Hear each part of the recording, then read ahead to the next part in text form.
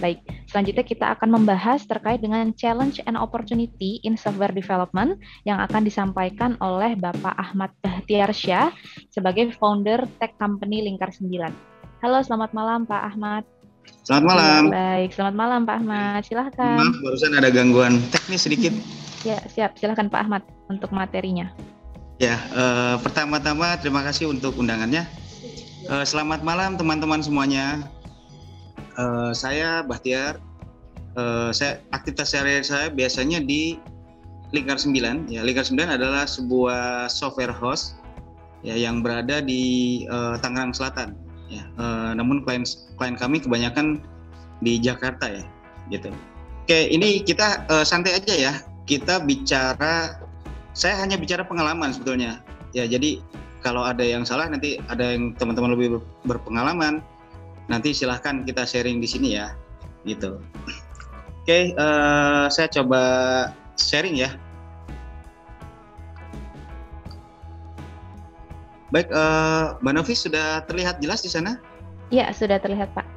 Oke, materi kali ini saya coba bahas tentang tantangan dan peluang dalam software development ya, gitu. Oh ya, sebelumnya saya ingin mengucapkan ya, selamat mengikuti batch 10. Ya. Mudah-mudahan teman-teman semuanya dapat mengikutinya dengan baik, ujian dengan lulus, dan dapat berpartisipasi dalam bagian IT di Indonesia ya, per-IT-an di Indonesia ya. Gitu. Oke. Nah, oke. Sebagai pembuka, saya coba membahas bahwa komputer dan internet itu memegang peran penting dalam perubahan peradaban manusia ke arah yang lebih baik ya. Itu ini dalam mindset positif. Kemudian seperti yang tadi sudah dipaparkan oleh teman saya sebelumnya ya. Jadi komputer dan internet ini menghasilkan disrupsi teknologi ya. Apakah disrupsi teknologi itu? Jadi ini adalah inovasi yang secara signifikan dapat mengubah tatanan konsumen, industri, atau operasional bisnis menjadi lebih baik. Lalu kalau kita kilas balik, kenapa sih kita sekarang berada di era ini ya? Ini berawal dari revolusi industri pada abad 18 ya, gitu. Jadi di revolusi industri pertama itu ditemukan mesin uap, ya. Kemudian secara perlahan peradaban manusia berubah dari waktu ke waktu dan sampailah kita di revolusi industri 4.0 ya. Nah, apa sih yang menarik di revolusi industri 4.0 ini gitu. Jadi terdapat sebuah industri baru ya yang dinamakan industri kreatif di sini. Jadi ciri khas dari industri kreatif adalah terciptanya proses penciptaan kreativitas dan ide dari seseorang atau sekelompok orang yang bisa menghasilkan sebuah karya tanpa mengeksploitasi sumber daya alam serta dapat dijadikan produk ekonomi yang menghasilkan gitu. Jadi ini sebuah perubahan yang lebih baik dari sebelumnya. Kalau di era-era sebelumnya kebanyakan mereka mengeksploitasi sumber tambang, sumber alam ya, seperti tambang, kemudian ya banyak lah ya gitu. Namun di era ini kreativitas manusia sudah berkembang rupanya gitu. Nah, di revolusi industri 4.0 juga ini erat kaitannya dengan pekerjaan yang saya jalani ya. Jadi sebagai software developer ya gitu. Nah, kita coba mulai ke slide selanjutnya di tantangan dan peluang dalam pengembangan software. Nah, ini saya coba buat beruntut ya agar mudah untuk menangkapnya. Yang pertama, ini hal yang kecil namun kita tidak bisa melalaikan hal ini. Yang pertama adalah penguasaan soft skill dan hard skill. Oke, soft skill adalah kemampuan komunikasi karakteristik seseorang, kecerdasan sosial yang melekat, serta kemampuan beradaptasi dengan baik dalam kehidupan maupun dunia kerja.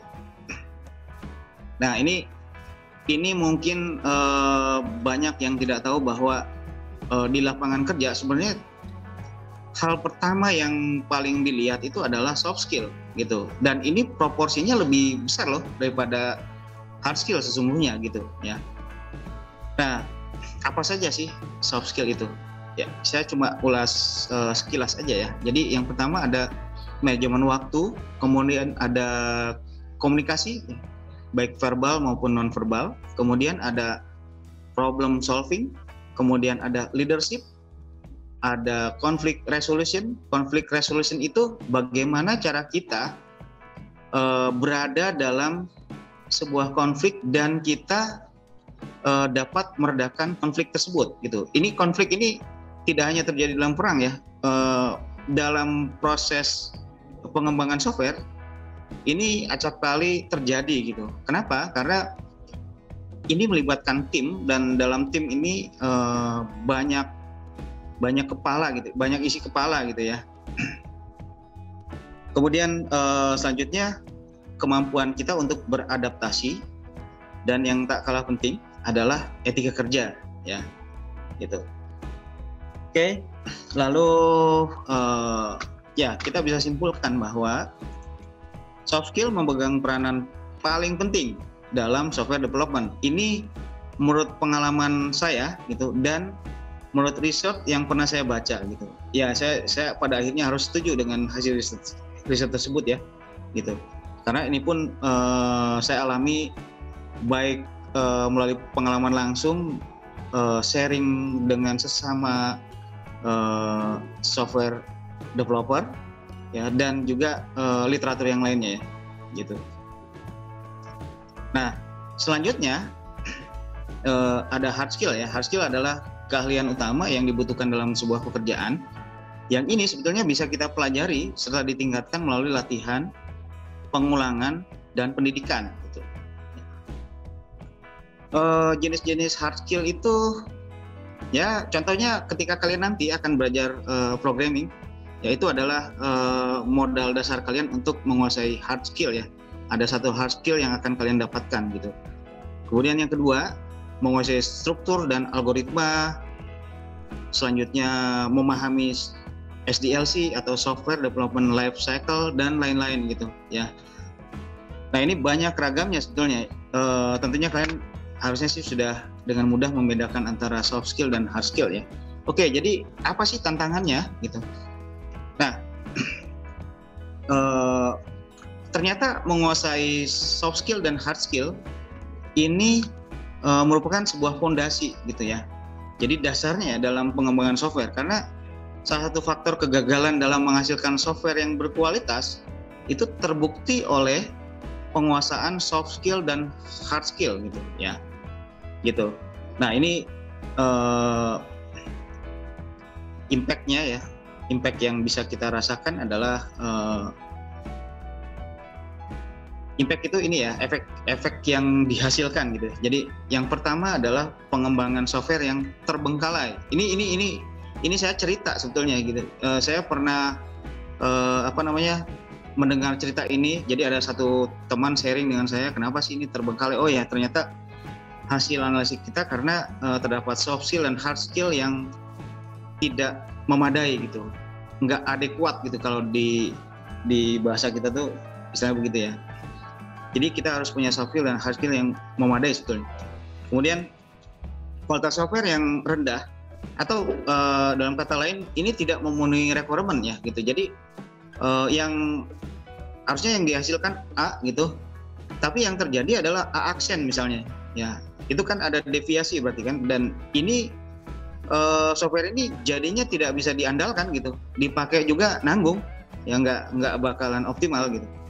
Kemudian impact lainnya adalah waktu pengembangan yang lebih lama dari waktu normal ya. Dapat kita bayangkan misalnya Kalau misalnya kita diminta membuat mobile apps menggunakan bahasa pemrograman Flutter misalnya, tapi kita belum pernah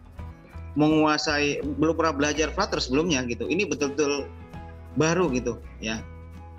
Nah, ini akan menimbulkan masalah. Kenapa? Karena bayangkan ketika kita mendevelop itu dibarengi dengan belajar gitu ya. Kita harus coba-coba, kita belum punya belum bereksperimen bahkan ya gitu. Nah, ini harusnya pembuatan software ini kita lakukan secara serius, ini malah jadi eksperimen, akhirnya jadi lama gitu ya, dan ini tidak baik sebetulnya. Oke. Lalu apa sih solusi yang pertama tadi ya, yang terkait dengan masalah soft skill dan hard skill ya? Yang pertama ini mudah sebetulnya, tapi susah sih, atau mungkin kebalikannya gitu. Yang pertama ya more reading, more watching gitu. Adanya YouTube, adanya internet itu sangat memudahkan kita untuk mengeksplor banyak hal gitu. Ya, terus, nah ini yang suka kita lupakan, more discussion. Ya jadi kalau menurut saya sih gini, walaupun kalian nanti belajar online ya, tapi tetap kalian mungkin harus bisa banyak berdiskusi dengan teman-teman di sekitar kalian gitu ya, gitu yang saling mendukung gitu. Kenapa? Ini sebetulnya melatih soft skill ya, tidak hanya hard skill. Mungkin yang diobrolin mengenai hard skill, tapi ini kelancaran diskusi kalian itu akan menghasilkan soft skill yang lebih baik apabila kalian serius dalam berdiskusi. Kemudian more practice ya ini tentunya setelah kita belajar kita harus melakukan latihan-latihan ya di sini. Kemudian more eksperimen ya, karena di sini banyak kasus kalian harus banyak membaca, kemudian kalian menonton gitu ya, dan kalian bisa mencoba hal-hal baru gitu ya, karena banyak case, sekali lagi ya, banyak case dalam pemrograman ya gitu. Kemudian yang paling akhir itu, ini ujungnya adalah menciptakan experience sebetulnya ya. Begitu kita siap, kita mendapatkan sebuah project pertama kita kerjakan, dan ini akan menghasilkan pengalaman baru buat kalian. Nah itu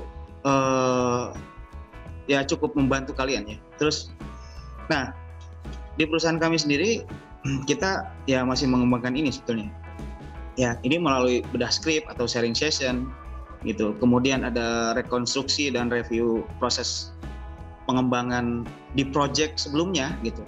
Kemudian ada Scrum meeting. Scrum meeting itu adalah sebuah meeting harian hanya 15 menit. Topiknya cuma 3. Yang pertama, kemarin mengerjakan apa dan bagaimana hasilnya. Yang kedua, hari ini akan mengerjakan apa. Yang ketiga, adakah obstacle atau halangan yang sudah dihadapi kemarin atau yang akan datang ya. Itu Scrum meeting. Kemudian selanjutnya ada pendelegasian tugas ya. Pendelegasian tugas ini misalnya kita coba ya ke software developer yang senior yang junior ditemani oleh seniornya, mencoba berdiskusi dengan klien. Kemudian ada juga penugasan problem solving, terus disiplin dalam unit test. Nah, unit test itu apa sih? Unit test itu adalah sebuah tahap di mana setelah kita mengerjakan baris kode,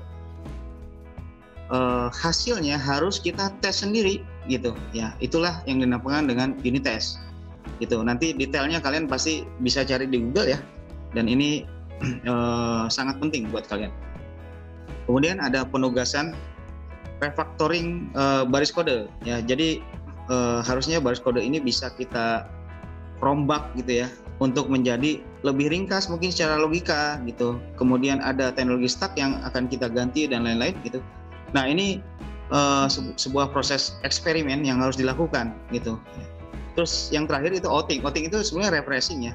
Misalnya kita pergi ke sebuah tempat, entah ke Bali, entah ke Lombok dan lain-lain gitu. Di sana akan ada penugasan panitia. Nah kita biasanya menggunakan teman-teman yang baru untuk belajar soft skill di sana gitu ya. Itu kira-kira solusi yang mengenai hard skill dan soft skill. Kemudian yang kedua, setelah kita mempunyai yang pertama tadi, kita sebaiknya mengembangkan tim yang solid gitu ya. Ini biasanya dilakukan di software house atau mungkin ketika kalian tergabung dalam sebuah kelompok ya yang misalnya dapat project freelance gitu, maka kerjakanlah dengan tim. Menurut saya sih ya itu akan banyak menghasilkan pengalaman berharga gitu. Nah, tujuan pembentukan tim itu untuk apa sih?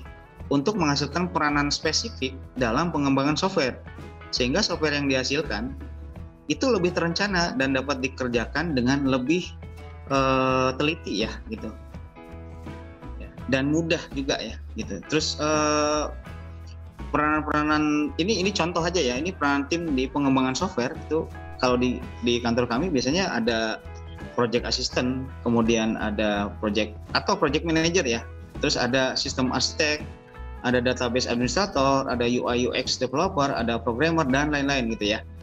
Nah, ini memang tidak harus dalam satu project ada semuanya gitu. Tapi kita bisa memilah berdasarkan besar kecilnya project ya, seperti itu. Tapi ada satu hal yang tidak boleh diabaikan, yaitu adanya software tester ya.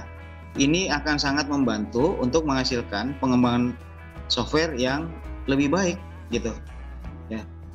Oke. Lalu ini kesimpulannya ya. Jadi tim yang solid diperlukan untuk memberikan garansi pengembangan software terlaksana secara utuh dengan anggota tim yang konsisten atau tidak berubah-ubah. Jadi kita bisa bayangkan bahwa dalam kasus-kasus yang pernah saya alami ya gitu, itu contoh gitu, sebuah proyek sedang berlangsung tapi ada satu orang programmer mengundurkan diri atau resign di tengah pengembangan. Ini akan sangat merepotkan karena penggantinya itu harus mempelajari dahulu ya dokumen-dokumen yang ada. Kemudian ini ada perselisihan berlarut-larut antar anggota dalam tim dalam pengembangan ya. Ini kalau timnya tidak solid. Terus ini komitmen yang kurang dalam menjalankan dokumen perencanaan ya, atau standar kode convention. Kode convention itu apa sih? Kode convention itu adalah aturan penulisan kode yang sudah ditetapkan gitu ya. Oke, lalu solusinya ya sebetulnya lagi-lagi ya, ini dibilang susah ya enggak, dibilang enggak ya susah gitu. Yang pertama, usahakan kita punya leadership. Ada satu orang dalam kelompok tersebut memiliki leadership yang kuat. Terus yang kedua, implementasikan soft skill dan hard skill gitu dalam wacana teamwork ya. Jadi kita tidak ada lagi individualitis ya di sana. Sorry, belibet. Kemudian ada komunikasi intensif dan saling mendukung di sini ya. Dan ini yang terakhir yang tak kalah penting gitu. Ciptakan budaya kerja yang kondusif gitu. Nah, itu adalah solusi untuk poin kedua, yaitu pengembangan tim yang solid ya. Kemudian tantangan berikutnya adalah ini, ada implementasi SDLC atau Software Development Life Cycle. Nah, ini adalah sebuah panduan wajib dalam menjalankan pengembangan software. Ya, kalau kita ulas sedikit aja ya, ini dalam proses dasar SDLC itu ada planning atau perencanaan, kemudian dilanjutkan dengan analisis, kemudian dilanjutkan dengan desain, ya, kemudian dilanjutkan dengan implementation, kemudian dilanjutkan dengan testing dan integration, dan yang terakhir adalah maintenance gitu. Nah, ini tuh berupa cycle ya. Jadi setelah maintenance ya kita akan balik lagi ke planning. Kalau ada feature atau modul baru gitu, kita harus tetap jalani ini gitu ya. Oke. Nah, ini bicara tentang SDLC, biasanya implementasinya itu dalam bentuk framework project management gitu ya. Ini hanya contoh ya. Jadi kerangka kerja atau framework project management itu ada namanya Scrum gitu, ada Waterfall, ada Lean Development, ada Extreme Programming, Scrumban, ada Feature Driven Development atau FDD, kemudian ada RAD, Rapid Application Development, dan Adaptive Software Development gitu. Masih banyak lagi sebetulnya gitu. Jadi tiap-tiap perusahaan biasanya sudah memilah-milah ya kerangka kerja ini ya, dan ini berdasarkan pengalaman dan untuk mempermudah sebetulnya. Oke. Kemudian implementasi kerangka kerja yang terbaik, ininya ya, resumenya itu akan mempengaruhi tingkat keberhasilan pengembangan software gitu ya. Jadi lagi-lagi kerangka kerja project management tadi itu memegang peranan penting sebetulnya ya, gitu. Kenapa? Ya karena memang kita pengembangan kan dalam tim ya, dan tim ini kan harus ada yang manage gitu. Jadi yang saya sebutkan tadi itu sangat bermanfaat sebetulnya. Nah ini ada satu contoh ya, metode atau kerangka kerja project management gitu, yang Scrum ya. Jadi Scrum ini akhirnya beradaptasi menjadi, kalau sekarang orang bilang tuh Agile Scrum gitu ya. Jadi Scrum yang gesit gitu. Nah ini sebenarnya prosesnya cukup mudah gitu ya. Jadi pertama tuh feature dan modul tuh kita kumpulkan gitu ya. Itu menjadi product backlog gitu. Terus ini ada aturan mainnya sih. Nanti mungkin kalian bisa baca-baca di Google ya. Ada aturan untuk membuat product backlog itu seperti apa gitu ya. Terus yang kedua, setelah ini tuh nanti akan masuk ke sprint planning meeting. Jadi sebelum kita masuk ke tugas-tugas gitu, kita akan coba rangkum kembali product backlognya, kemudian akan kita rangkum menjadi pecahan-pecahan ya, pecahan-pecahan tahap pengembangan. Itulah yang dinamakan dengan sprint gitu. Nah nanti dari hasil sprint planning meeting itu akan menghasilkan sprint backlog. Backlog tuh jadi satu batch gitu ya. Jadi ada satu sprint. Satu sprint itu biasanya dikerjakan ada yang 1 minggu, ada yang 2 minggu, ada yang 3 minggu, ada yang 4 minggu. Tapi kebanyakan di Indonesia sih kalau saya lihat 2 minggu gitu ya. Nah apa sih yang dilakukan dalam sprint? Yang pertama, sprint itu di mana para petugas dalam tim itu sudah mulai melakukan aktivitasnya ya. Yang programmer ya melakukan tugasnya sebagai programmer, yang UI developer ya melakukan tugasnya gitu, dan lain-lain ya. Nah di sprint ini akan menghasilkan modul-modul yang sudah ditetapkan dalam sprint backlog ya gitu. Nah yang terdapat di sana itu ada satu yang spesifik ya. Jadi tiap hari si tim ini tuh akan bertemu entah offline entah online. Kalau saya sih lebih menyukai offline ya, jika tidak ada pandemi ini gitu. Jadi hanya 15 menit yang saya bilang tadi ya. Isinya tuh hanya 3 hal tadi. Yang pertama kemarin mengerjakan apa dan bagaimana hasilnya. Yang kedua apa yang akan dikerjakan hari ini, dan yang ketiga adakah obstacle yang terjadi gitu ya. Nah masing-masing tim member ini akan saling berkomunikasi di sana gitu. Hanya 15 menit totalnya ya gitu. Proses Scrum ini diikuti oleh ada product owner gitu, ada team member, ada juga Scrum Master di sini atau Sprint Master ya gitu. Nah setelah itu biasanya setelah misalnya 2 minggu ya satu sprint, setelah selesai 2 minggu itu ada satu tahap yang dinamakan dengan sprint review. Jadi nanti hasil pekerjaannya direview gitu ya. Kemudian ada juga di sana ada sprint retrospektif. Nah bedanya apa? Kalau yang sprint review itu yang di review biasanya hasilnya ya.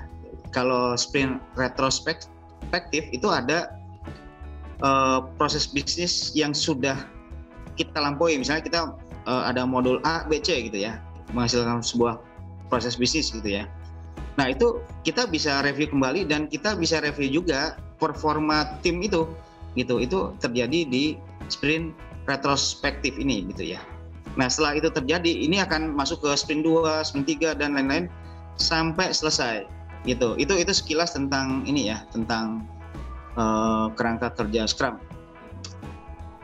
Nah ini ada sebuah kasus misalnya ya, pengembangan aplikasi sistem manajemen untuk produsen minyak goreng. Ya di dalamnya itu cukup kompleks sebetulnya gitu. Ada pembelian bahan baku, ada stok manajemen, ada alur produksi di sana, kemudian ada akuntansi, ada sales dan lain-lain gitu. Lalu ternyata si tim ini mengimplementasikannya dengan Rapid Application Development, di mana Rapid ini diperuntukkan sebetulnya untuk pekerjaan-pekerjaan yang atau proyek-proyek yang relatif kecil gitu ya. Saya jarang sekali menemui, bahkan mungkin belum pernah. Hasilnya ini biasanya pasti tidak, ya hampir pasti ya, produk ini tidak dapat diandalkan gitu ya. Nah, solusinya sebenarnya cukup mudah ya. Yang pertama ya, software manager atau project manager atau project assistant itu harus memiliki wawasan dan pengalaman yang cukup dalam project management. Kemudian yang kedua, ini project manager atau project assistant dan sistem arsitek ya, itu harus cukup smart dalam pengumpulan informasi dari klien gitu ya. Jangan ada informasi yang tertinggal, tercecer, dan harus pintar-pintar untuk mengkolek kasus-kasus apabila terjadi A, B dan lain-lain itu seperti apa gitu, dan literaturnya harus kita kumpulkan juga gitu ya sebelum proyek ini dijalankan. Ya, kira-kira seperti itu sih solusinya. Kemudian yang keempat, ini ada efisiensi project management. Ya, ini masih lanjutan yang tadi. Jadi project management itu adalah sistem pengaturan alur kerja pada sebuah tim atau lebih ya, satu tim atau lebih yang bertujuan untuk mengoptimalkan proses dan hasil kerja sesuai perencanaan yang telah dibuat. Nah, ini saya bicara tools aja ya, ini soalnya panjang sekali kalau project management. Ini ada kita bagi 3 ya, ada collaboration tool, ada project management, dan ada communication. Communication tools contohnya adalah ketika kita menggunakan Bitbucket, GitLab atau GitHub gitu. Ya, banyak lagi ya, di sana tuh banyak lagi. Terus yang kedua ini biasanya tools ini biasa digunakan untuk melakukan kolaborasi ya. Jadi antara programmer satu dengan yang lainnya atau programmer dengan orang UI gitu ya. Ini semua source code akan terkumpul di sana gitu, dan ada mekanisme khusus di sana gitu ya. Kemudian untuk project management ya, ini untuk kita monitoring projectnya, dan biasanya menggunakan Jira, Trello, Redmine, kemudian Asana, Microsoft Teams gitu ya. Kalian bisa pilih. Kalau saya sih saat ini sih lebih nyaman menggunakan Trello meskipun banyak kekurangannya. Tapi kelebihannya adalah gratis. Ya, kemudian yang ketiga communication ya. Jadi untuk berkomunikasi kan biasanya kalau saya memakai Slack ini free ya. Kemudian Discord juga bisa kita pakai, nggak hanya untuk bermain game ya. Ternyata ini juga bisa kita fungsikan untuk tools software development. Dan biasanya ada WhatsApp group gitu. Ini biasanya menjembatani antara informasi yang berasal dari klien dengan person in charge dalam vendornya ya, di sisi si pembuat softwarenya gitu ya. Ini biasanya menggunakan WhatsApp group gitu.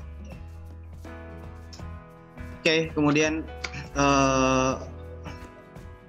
impact dari software manajemen yang tidak efektif ini biasanya adanya hambatan komunikasi dan klien gitu ya. Kemudian timbulnya banyak perbedaan asumsi, pengambilan keputusan yang lambat. Nah, ini yang terakhir, itu ekspektasi versus outcome. Jadi kita tuh pengennya buat apa gitu, yang dihasilkan tuh nggak sama gitu ya. Nah, untuk ini maka ini solusinya adalah ya pelatihan project manajemen bersama ya di anggota tim untuk menumbuhkan wawasan dan pengembangan tingkat penguasaan dengan terus-menerus gitu ya. Ada berkesinambungan gitu ya. Oke, kemudian ini yang selanjutnya adalah perencanaan pengembangan yang serius ya. Oke, teman-teman pasti pernah mendengar gitu ya. Mungkin ya banyak yang pernah mendengar bahwa oh ya, saya pengen buat software A gitu ya, software untuk laundry gitu. Nah, tapi kita tidak pernah mengeksplor perencanaannya tuh harusnya ada apa aja sih di sini, feature-nya seperti apa, modulnya seperti apa, bagaimana workflow-nya atau alur kerjanya gitu. Ya, terus akan ada tantangan apa aja sih di pengembangan ini, dan itu biasanya diremehkan gitu. Nah ini fatal ya gitu. Wah saya sering sekali menemui kasus ini ya gitu. Biasanya kalau ada teman-teman mahasiswa gitu datang gitu ngobrol, ya ini kebanyakan masalah ini ya gitu, karena perencanaan tidak matang mereka membuat software gitu untuk kemudian rencananya akan jadi jadi startup gitu, tapi ya gagal di tengah jalan gitu ya. Ini penyebab pertama ya ini ya yang saya alami ya ini gitu. Oke. Nah, karena tidak serius gitu, itu impact-nya cukup banyak. Ya, ini saya hanya sebutkan segelintir aja. Ini banyak modul atau fitur pengembangan yang tertinggal atau salah asumsi, terus penerapan logika yang lemah gitu ya. Terus ada juga pengembangan yang mengalami tambal sulam di sana gitu ya. Itu jadi kita tidak mampu mengantisipasi banyaknya permintaan juga gitu, karena di depannya memang kita sudah tidak fokus ke sana gitu ya. Nah ini acap kali terjadi ya. Solusinya ya cukup mudah juga sebetulnya ya. Yang pertama ya diskusi intensif dengan klien terkait spesifikasi yang diharapkan. Kemudian nah ini jangan malu untuk menanyakan istilah-istilah baru ke klien gitu ya. Misalnya kita bertemu dengan klien perbankan, kita ya istilah perbankan ya kita harus tanyakan ke mereka. Ketika kita tidak mengerti jangan diam aja gitu ya gitu. Kemudian yang kedua, pastikan semua informasi yang diterima dikonfirmasi ulang gitu ya ke si klien tersebut, agar ketika kita menyusun dokumen perencanaan, semua yang telah kita ambil ya, informasi yang kita ambil itu dapat kita tuangkan ke dalam dokumen itu dengan jelas dan benar gitu ya. Kemudian selanjutnya yang ketiga ini buatlah dokumen perencanaan yang baik gitu ya. Kalau klien memberikan ada namanya BRD ya, Business Requirement Document gitu ya, di sisi kita ya kita terjemahkan itu dalam misalnya URS, User Requirement Specification, atau ada orang bilang Software Design Specification.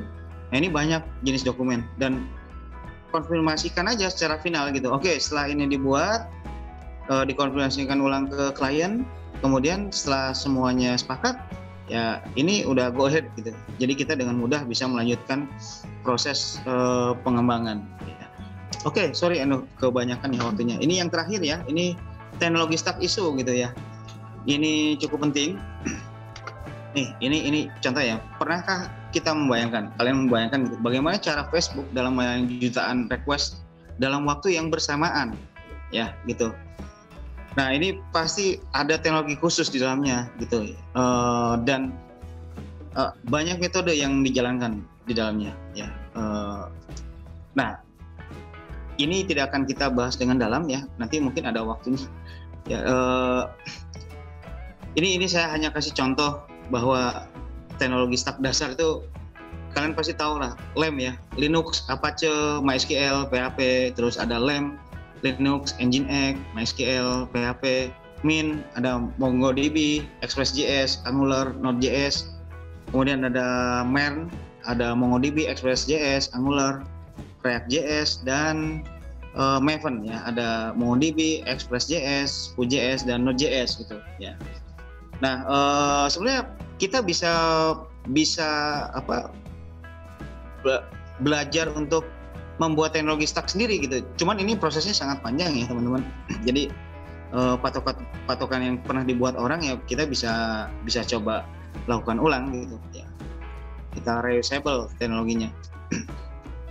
Nah, teknologi stack issue yang sering dijumpai karena kurang matangnya implementasi teknologi stack yang diambil untuk pengembangan project. Nah, ini sering banget ya.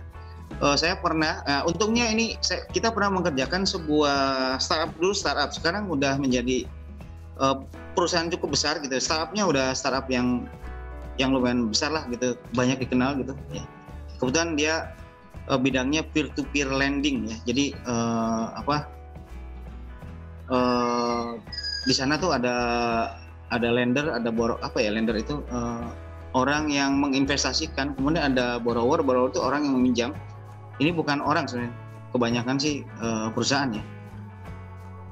Kemudian secara gotong royong tuh dimodali gitu Nah ini dulu karena teknologi stuck, dia harus melakukan development 3 kali, yang keempat kalinya dengan kami gitu ya. Akhirnya dengan berjumpalah dengan kami waktu itu, dan akhirnya kita review ulang. Oh ya, ada kesalahan, salah satunya adalah teknologi stuck. Akhirnya kita buatkan, dan alhamdulillah sih aplikasinya berjalan sesuai dengan deadline. Kemudian kita bisa memandu mereka ke arah yang seharusnya gitu ya. Di sana ada roadmap, ya, ada development roadmap, dan kita coba arahkan ke sana. Kemudian sekarang ya udah menjadi perusahaan yang besar. Dulunya hanya 8 orang, sekarang sudah 300 karyawan gitu ya, berkantor di Sudirman juga gitu.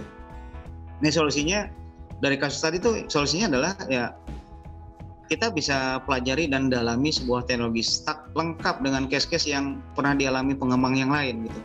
Banyak lah literatur di internet yang bisa kita pelajarin ya.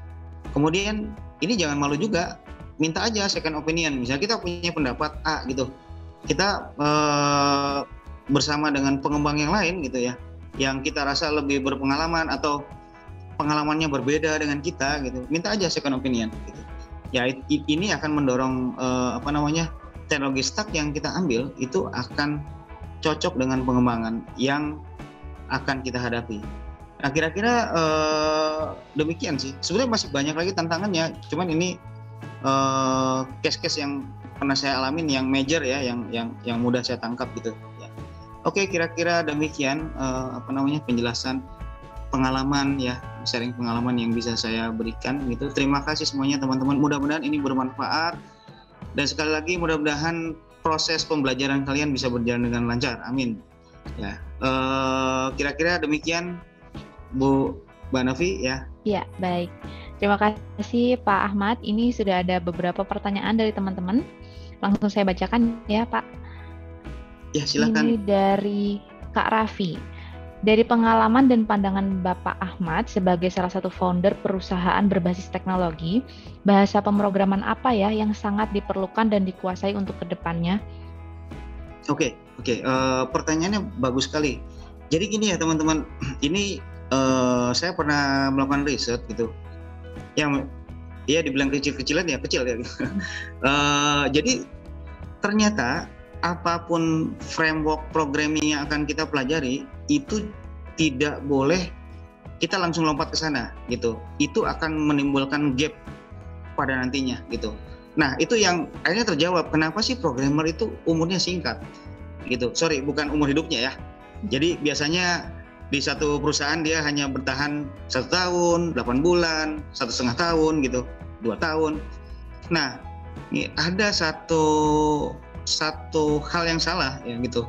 Harusnya begini, kita mulai dulu aja dari yang basic-basic, HTML, CSS, JavaScript. Ya, kalau sekarang JavaScript itu apa ya? Vanilla script ya, dibilang udah berubah jadi vanilla script. Nah itu dulu aja gitu. Jadi ada JavaScript, CSS, HTML. Nah itu tuh kalian pelajarin aja satu paket gitu ya. Nah setelah itu kalian baru belajar ke tahap berikutnya.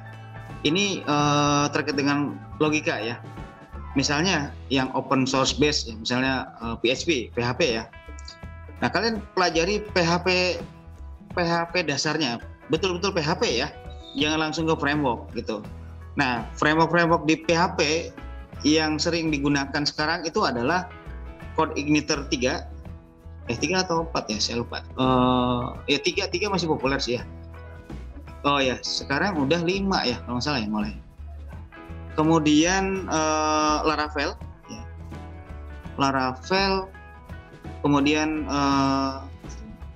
Node.js ya, Node.js. Nah, itu banyak dipakai perusahaan gitu.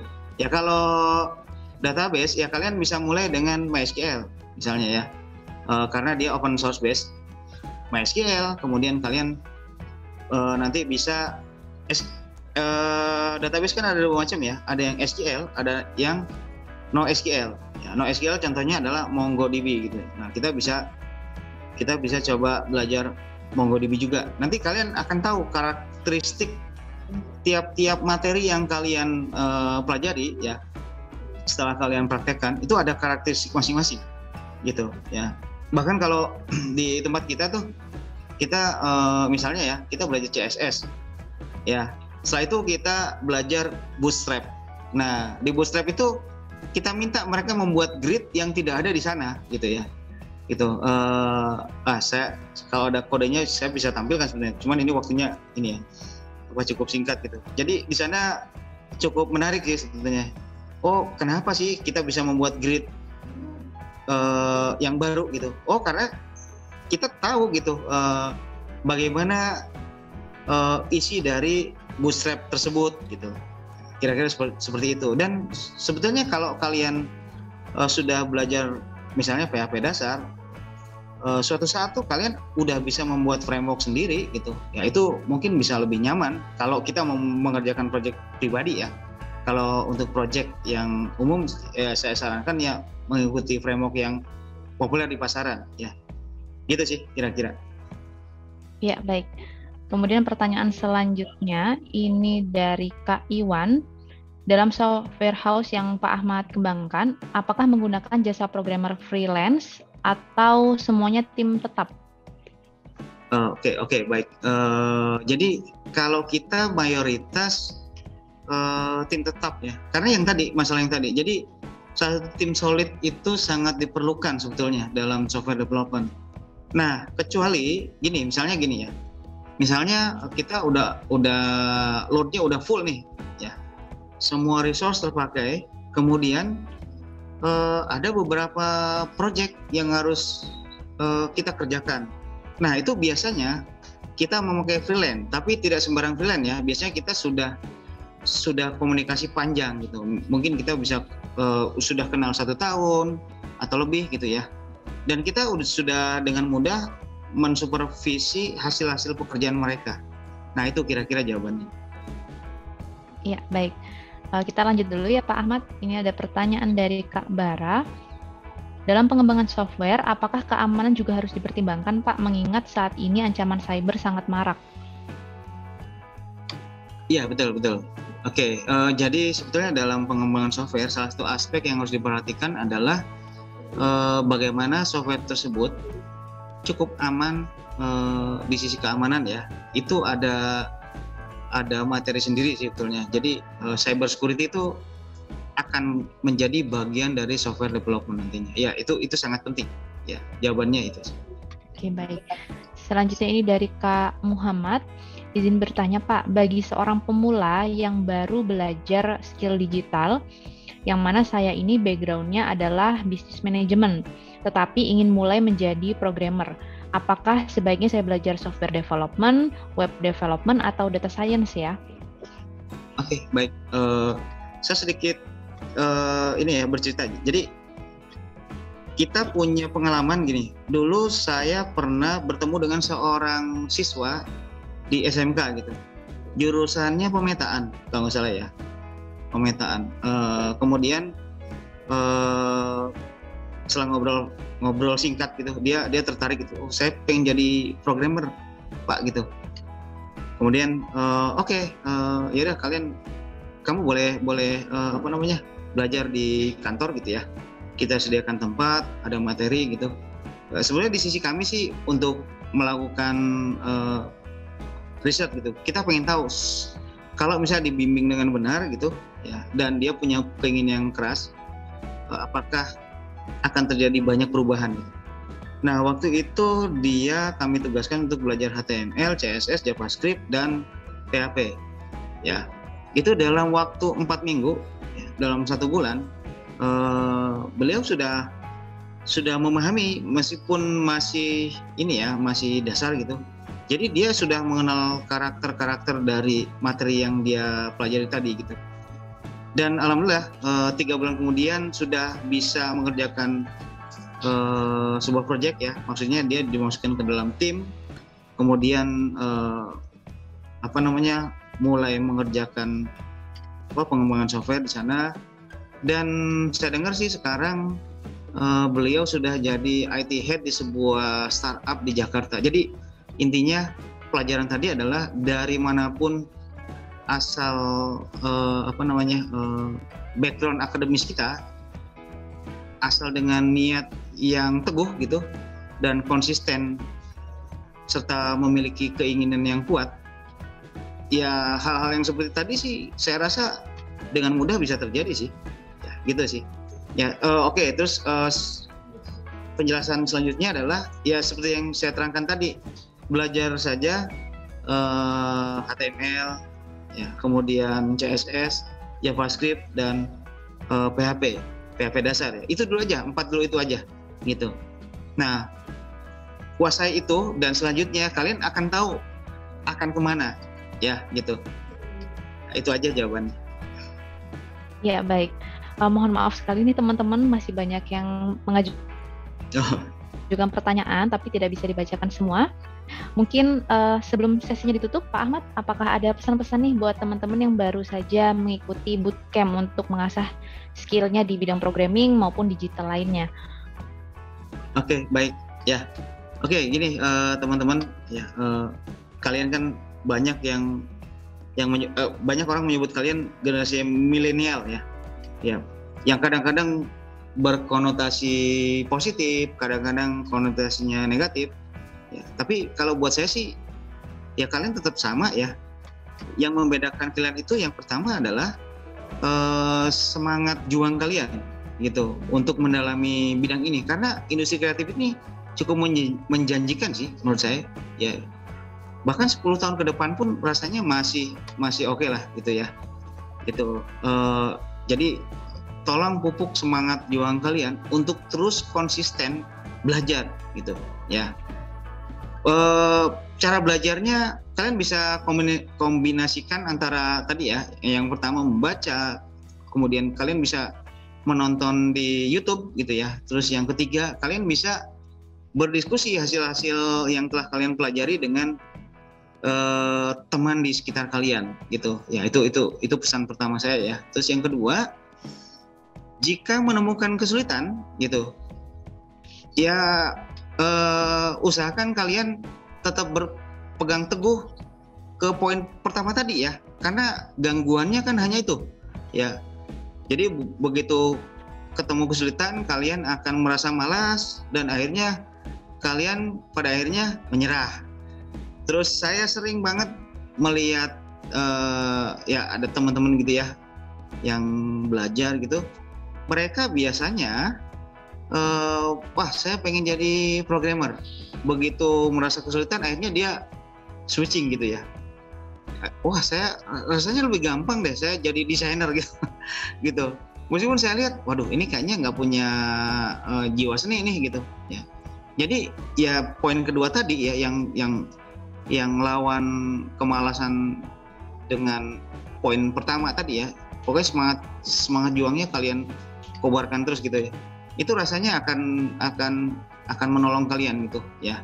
Terus yang ketiga, percayalah bahwa ya di balik kesulitan itu pasti ada kemudahan, gitu ya. Itu satu hal yang selalu saya pegang, gitu, dimanapun saya berada, gitu ya. Hingga saat ini sih kalau saya ingat-ingat banyak sekali